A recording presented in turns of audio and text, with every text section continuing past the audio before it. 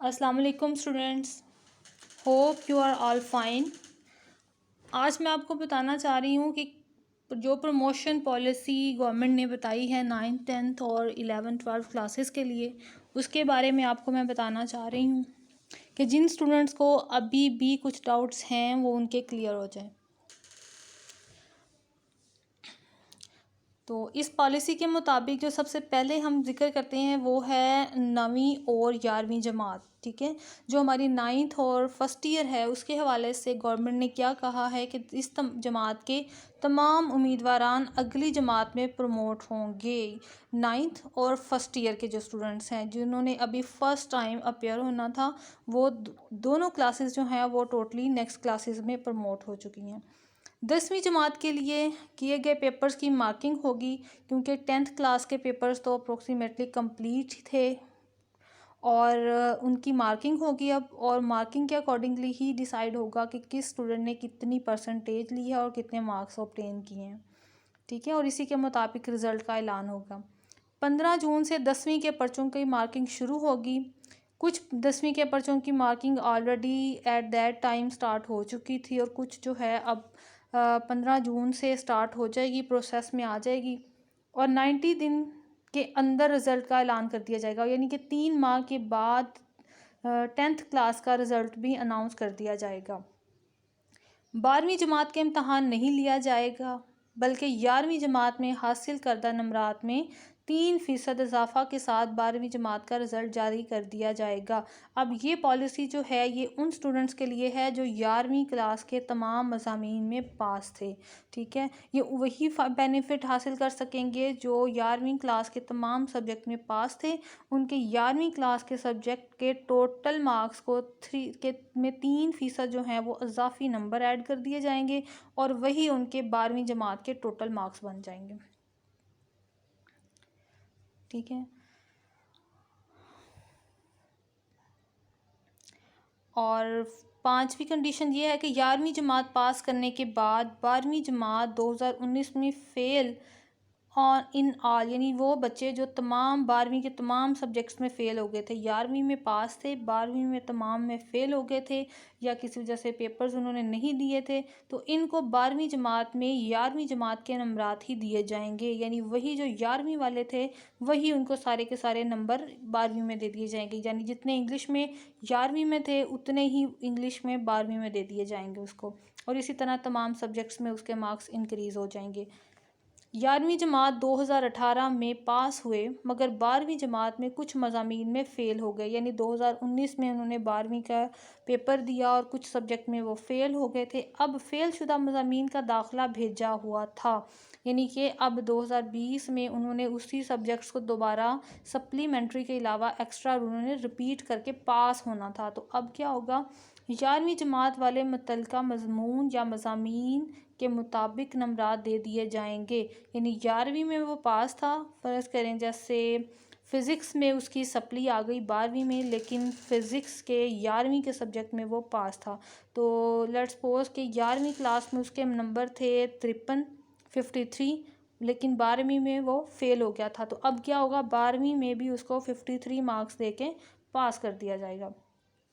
12वीं जमात में पास हुए मगर 11वीं जमात में कुछ मज़ामीन में फ़ेल हो गए।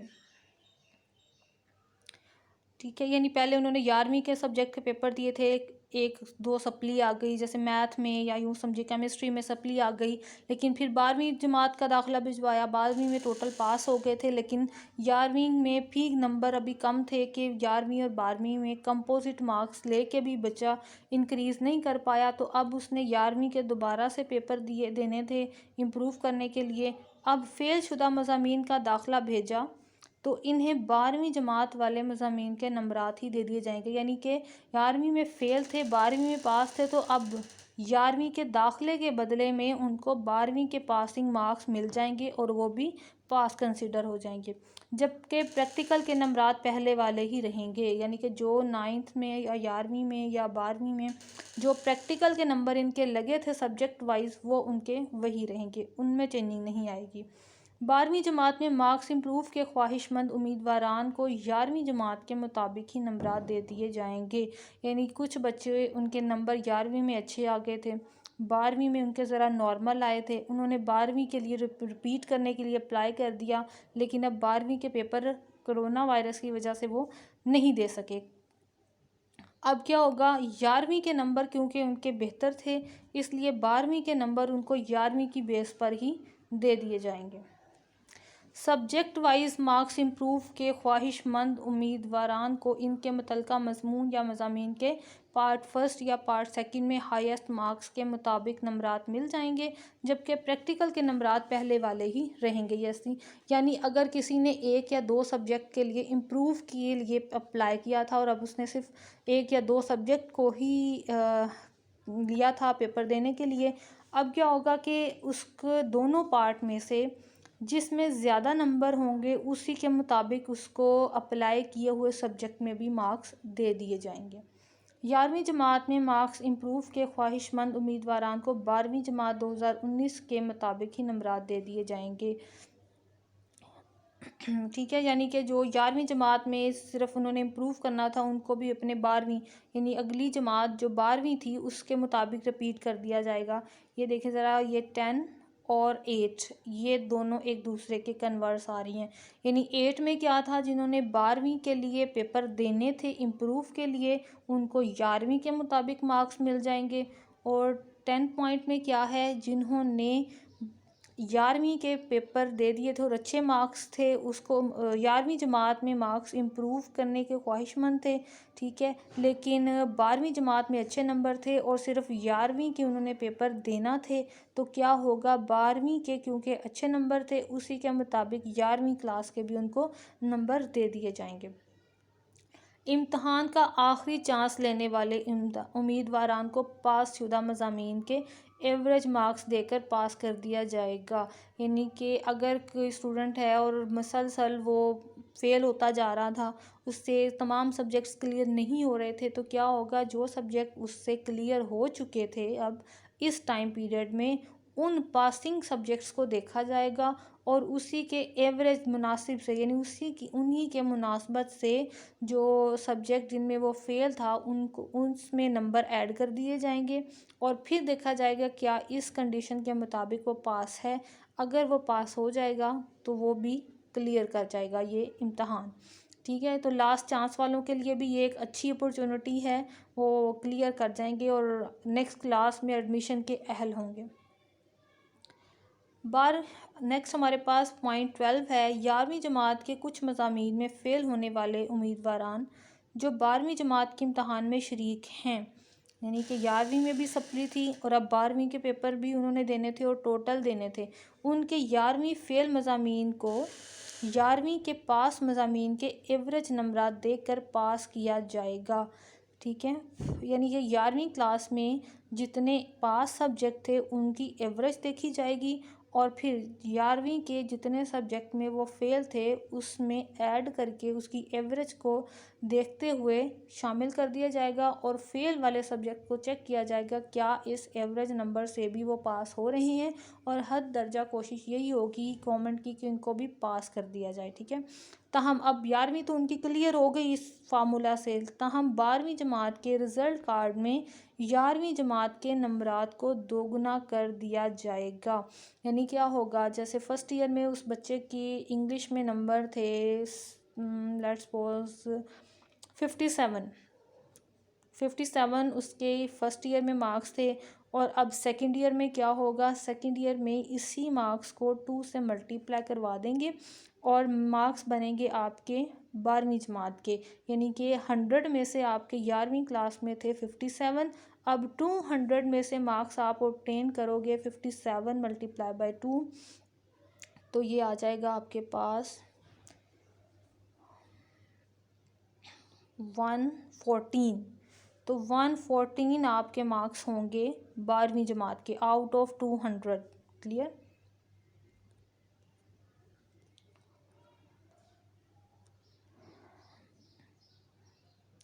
इंटरमीडिएट पार्ट फर्स्ट और पार्ट 2 के मुख्तलिफ मज़ामीन बतौर कंपार्ट फ़ेल का इम्तहान देना है, तो इनके फ़ेल शुदा मज़ामीन को पास शुदा मज़ामीन के एवरेज नंबरात देकर ही पास कर दिया जाएगा। यानी अगर कोई बच्चा है वो फ़र्ज़ करें जैसे फ़र्स्ट ईयर की मैथ में भी सप्ली थी, अब सेकंड ईयर की मैथ में भी उसकी पिछले साल सप्ली थी, अब उसने इस मैथ सब्जेक्ट को ही रिपीट करना था, तो क्या होगा, उसके बाकी सब्जेक्ट जो क्लियर हैं उनकी एवरेज देखते हुए ये देखा जाएगा क्या ये बच्चा पास होने के काबिल है। तो उस इसके बाकी सब्जेक्ट में अच्छे मार्क्स हैं, उनको देखते हुए इस एक सब्जेक्ट को भी क्लियर कर दिया जाएगा। मैट्रिक और इंटरमीडिएट जमात के अमली प्रैक्टिकल इम्तहान ना होंगे। प्रैक्टिकल इम्तहानात अभी पेंडिंग थे 10th क्लास के, तो वो भी नहीं होंगे। अब उनके मार्क्स को किस तरह से एडजस्ट किया वो देखें ज़रा। अमली इम्तहान के कुल नंबरात के 50% नंबरात तमाम उम्मीदवारान को दे दिए जाएंगे, ठीक है। और 50 मार्क्स होते हैं कुछ सब्जेक्ट के प्रैक्टिकल के 40 मार्क्स होते हैं। तो क्या होगा, अगर लेट्स सपोज 40 मार्क्स थे प्रैक्टिकल के फिज़िक्स के, तो क्या होगा, उसमें से 50% मार्क्स का मतलब है 20 मार्क्स आउट ऑफ 40। 20 मार्क्स हर एक स्टूडेंट को दे दिए जाएंगे और बकिया 50% यानी जो 40 में से बाकी 20 रह गए हैं उनमें से मुतल्लिका मज़मून के थ्योरी पार्ट के औसत मार्क्स के मुताबिक नंबर दिए जाएंगे। क्लियर, कि जो हमारे पास बच्चे ने अपने थ्योरी सब्जेक्ट में लिखे होंगे, जो उसने अब पेपर था उसमें उसने नंबर लिए हैं मैट्रिक के स्टूडेंट ने, उसी के एवरेज को देखते हुए बाकी के 20 मार्क्स उसको दिए जाएंगे, लेकिन 20 उसके कंप्लीट उसको मिलेंगे। ओके जी, 15 पॉइंट में हमें बताया है अगर कोई उम्मीदवार मज़कूरा पॉलिसी से इत्तफाक ना रखता हो, यानी कोई बच्चा इंप्रूव करना चाह रहा था, उसके ज़्यादा ही गंदे मार्क्स थे, यूँ हम कंसीडर कर रहे हैं, एग्जांपल दे रही हूँ आपको, तो वो इम्प्रूव करना चाह रहा है, लेकिन क्या हो गया कि अब उसको उन प्रीवियस मार्क्स को देखते हुए उसको जज किया जाएगा तो वो डिससेटिस्फाई हो, तो वो क्या करेगा, वो 2021 के मौजूदा इम्तहान में शरीक हो सकता है।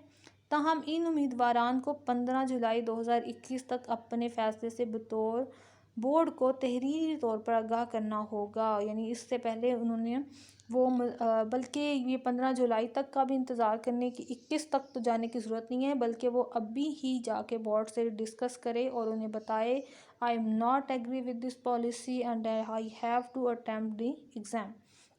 अगर उम्मीदवार ने 15 जुलाई 2020 तक अपने फ़ैसले से आगाह ना किया तो मज़कूरा पॉलिसी से इत्तफाक तसव्वुर होगा, यानी अगर उसने आगाह नहीं किया तो उसको ऊपर वाली पॉलिसी के मुताबिक ही मार्क्स दे दिए जाएंगे और उसका वही वाला रिज़ल्ट कंसीडर होगा। और अगर वो इससे डिसएग्री करता है तो वो हैंड रिटन एप्लीकेशन बोर्ड को सबमिट करवा दें कि मैं इससे डिसएग्री हूँ और मैं इम्तहान देना चाहता हूँ, तो वो 2021 में शामिल हो जाएगा।